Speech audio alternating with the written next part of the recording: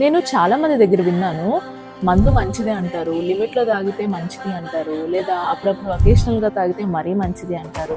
ఇవన్నీ మీకు ఎవరు చెప్తారో నాకు తెలియదు, కానీ బట్ మీరు కూడా అదే అభిప్రాయంలో ఉంటే కనుక ఈ వీడియో ఎండ్ వరకు చూడండి. ఖచ్చితంగా ఆ అభిప్రాయంతో ఉండే వాళ్ళందరికీ షేర్ చేయండి. ఒకటి గుర్తుపెట్టుకోండి, సిగరెట్తో పాటు ఆల్కహాల్ కూడా గ్రూప్ 1 కార్సినోజెనిక్ ఏజెంట్, అంటే క్యాన్సర్ని కాజ్ చేస్తుంది అని అర్థం.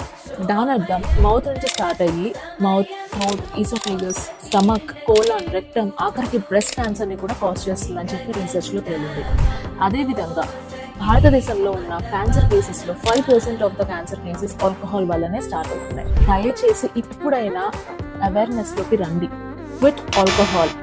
ప్రతి సిప్ కౌంటే. మోడరేట్గా తాగే వాళ్ళకు కూడా ఇది వర్తిస్తుంది, ఎక్కువ తాగే వాళ్ళకి వర్తిస్తుంది, అందరికీ వర్తిస్తుంది. Please do quit alcohol right now. Thank you. Take care.